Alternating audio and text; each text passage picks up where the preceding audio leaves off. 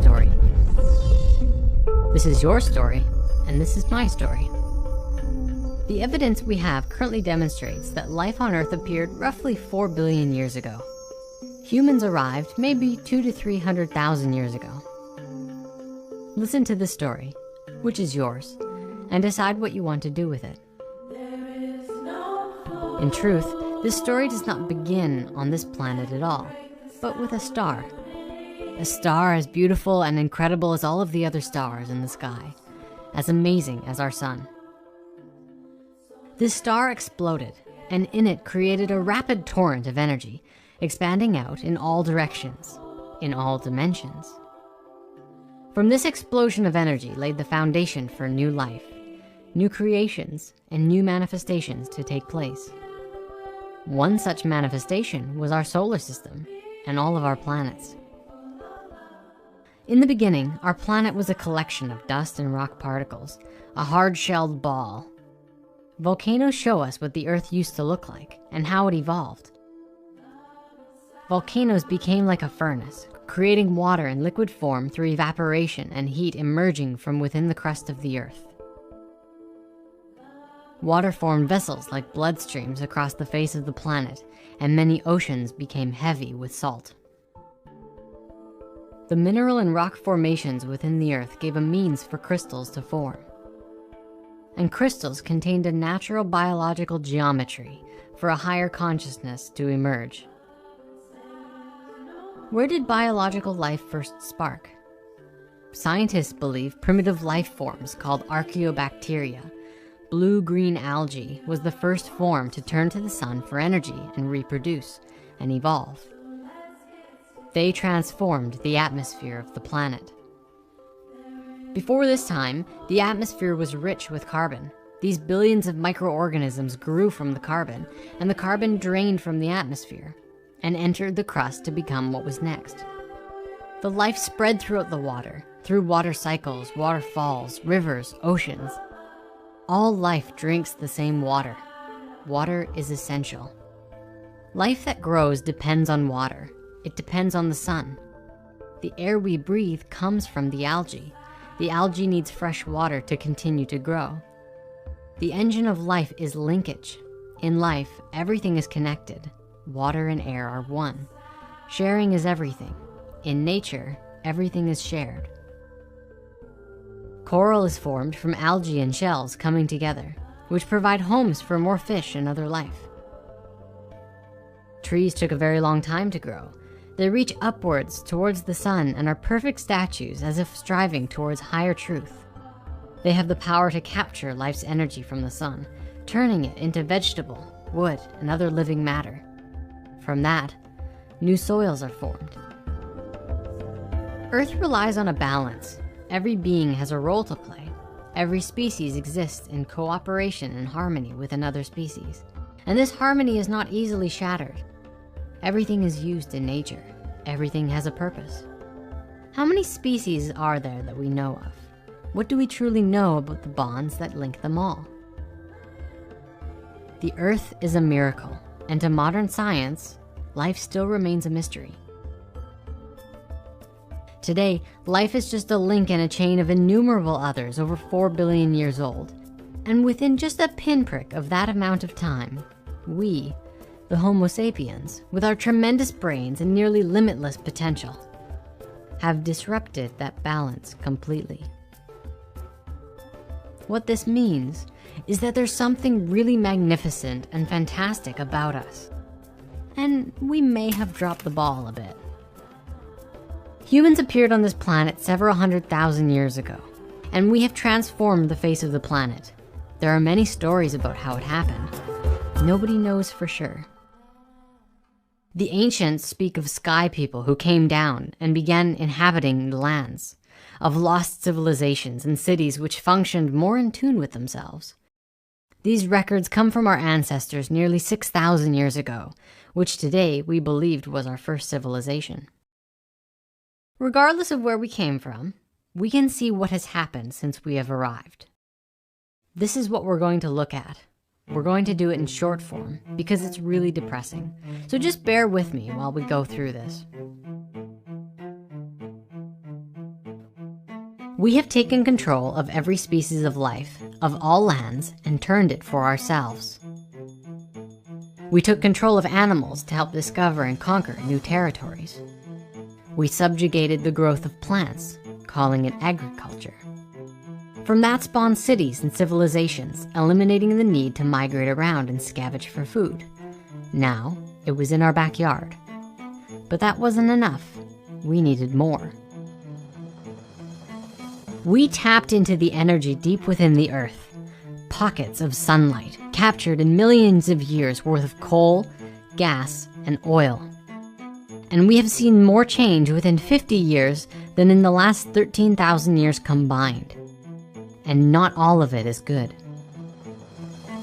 Cities like New York and Los Angeles are symbols of the exploitation of oil and the resources that we have forcibly extracted. There aren't many farmers left, and the industrialized farming actively poison our foods with pesticides, which in turn poisons us. Don't believe me? Just ask the food workers wearing radiation suits. But how can all of the food demands be met without concentration camps of cattle, where not a blade of grass can grow? Instead of grass, trucks haul in grain that is fed to the cattle to become meat to stuff our faces. Houses are cloned, copied, and standardized, wiping creativity off the map. Everywhere, machines dig, rip, bore, and tear into the earth, faster and faster, without any regard for the millions of years worth of what Mother Earth has been creating.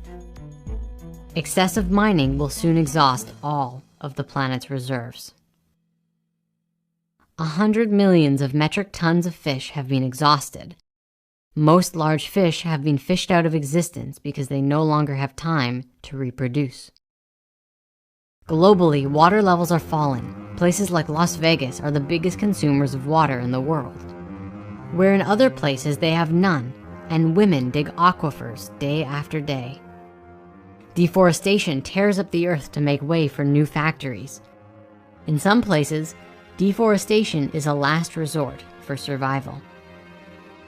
Every 1 in 6 humans live in a crowded, overpopulated environments and don't have access to clean water or even electricity.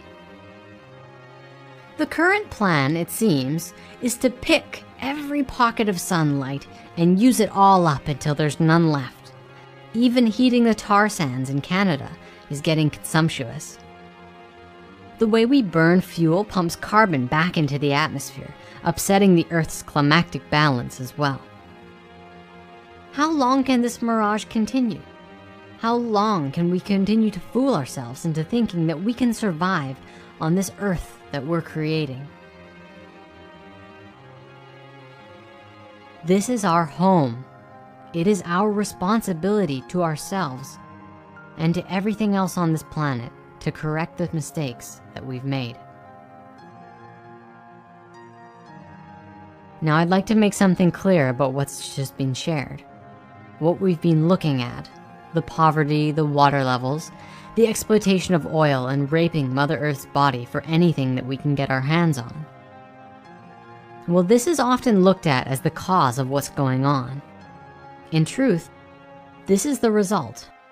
This is what we've created as a result of what's going on. So what's really going on? This is something we've looked at before in spirit science. This vibe that often feels like a gnashing, gnawing, tearing apart feeling. It feels like it's happening inside ourselves, and most of us don't have any idea of what it is. It's the separation, and all of the stuff that comes from it. The fear, the anxiety, the I'm not good enough, the I want to have power over you. All of that is the result of the same thing, the feeling of being separate. The illusion that you are separate, and the fear and the hurt that comes along when you think that you are alone. You are not alone. We are not alone. It's time that we recognize that we are the power. We are the planet. We are the ones to create the new world for ourselves. It's not up to someone else. It's not something we need to vote on. It's not even something that we need to wait to do. It's a space that we can come from, a space that we can come to within ourselves. All of the problems of the world could be fixed overnight if everyone could come from that space. In the current world, we lie to ourselves and each other all the time. We tell each other that we can't do it, that we're not good enough. When we lie, every action we take is in defense of that lie. Until we can come to a space where we are honest with ourselves, then we can start to be real with ourselves. When we come from that space, we can come to the table with something new. A new space that says, okay, what's going on? How can we fix it? Through conscious conversations with each other, we can think of new ways of doing things. Hey, shut that machine off. It's poisoning us. Done. Hey, let's rewrite our healthcare system. Let's try doing something new that works. Done. Hey, let's make all cars 100% electric. Let's make a way of generating electricity for free. That space you come from that makes that kind of conversation possible is the heart, the unity consciousness, the Christ within, also known as just plain honesty. It's a space that doesn't deny what is real in favor of a more convenient lie. It's a space that is honest about how one feels and what one sees. It's a space that listens with the intention of understanding what another says, rather than just waiting for the other person to stop talking so that you can start talking again. It's a space that's compassionate for all humans, all life, from the best of them to the worst of them. A space that holds all life as a sacred thing, and something that can be explored from a space of excitement and freedom. You are not alone. We can make this happen, and we can all do it together. We can do it for ourselves, and we can do it for each other. We can do it in a way that works. In fact, the only way to do it is to do it together, not on your own, not as the sole leader of the movement, but together. You're involved, I'm involved, and we're both doing what we love and loving what we do.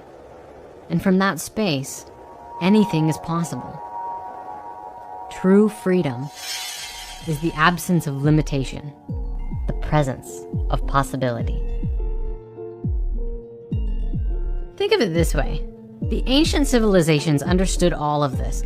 They didn't have the technology that could create the powerful life for themselves, an amazing life full of wonder and awe. See, today we have all that technology to be able to do that, but none of the awareness of how to make it happen. It's very much Fibonacci. With Fibonacci, we take what we had previously and what we have now and add them together. We take the best of both worlds, the technology and the awareness, and we put them together. It's the natural way of doing things, so that we exist in abundance, exist in growth, exist in harmony, just like the rest of nature. It's by design.